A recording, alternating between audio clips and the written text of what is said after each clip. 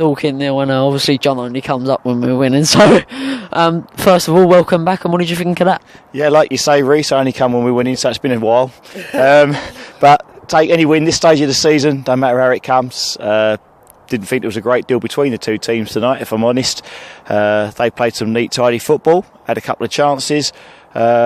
We played some decent football at times, maybe not as fluent as earlier in the season, but one thing that matters, we've won the game. This is the business end of the season. 3 points, no matter how they come, you've got to take them. And whether it was the best performance or the worst performance doesn't really matter. When you look back in the history books in the years to come, it's Billericay 1 and Dorking 0, end of. And it was nice for a change that we did defend properly. To a point, yeah. I mean, fair play. Allen's made a really good double stop very early on in the second half. Had Dorking scored and their confidence being as it is, they might have felt they could have gone on and got something else. They played some tidy football at times, but if you look at it over the 90 minutes, they didn't really threaten too much. You could say the same about us. We didn't have too many chances. But yeah, clean sheet. But as I say, it's a big 3 points tonight for us, a big 3 points.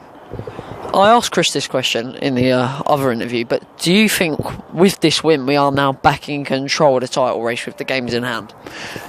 Well, yeah, with the games in hand, you feel we are. We're top. But games in hand, we've messed a couple up recently, lost the opportunities. So really now it's up to us, 17 more games, including the 2 cup finals.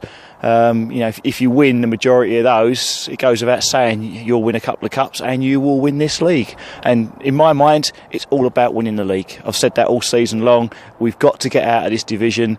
We've had a bad spell, a sticky patch. Every team has it. We've scraped a result. Doesn't matter how it comes. Let's go out there now, put a bit of form together, and just do what we've got to do. And this 1-0 win, however, it might be a low scoreline, but it's one of them 1-0 wins that give you confidence when you're low. Yeah, you look back at the end of the season and, you look at the record books and, we're sticking 5s and 6s past teams early on in the season. That's great. It's very entertaining for the fans. But then you look back at games like Tooting and Mitcham, when Ricky Modeste scored in 7 minutes of stoppage time. It's those games where you get those vital late wins. Enfield at home is another one that comes to mind. Didn't play well, scored a really late winner, funnily enough, Sam Deering again.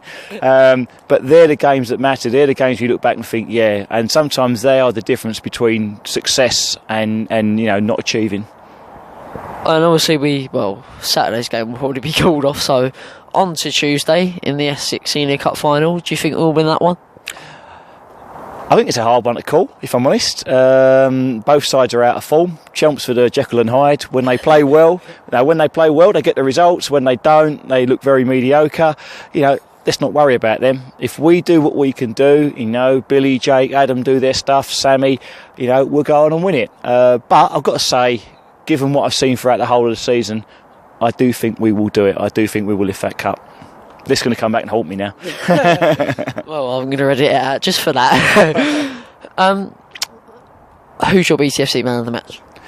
I actually thought Kevin Foley played really well, but I think overall, Payne. I thought Payne was very solid, done a lot of work. Really pleased to see him back out there. So yeah, Payne. Thanks, John. Cheers, Reece.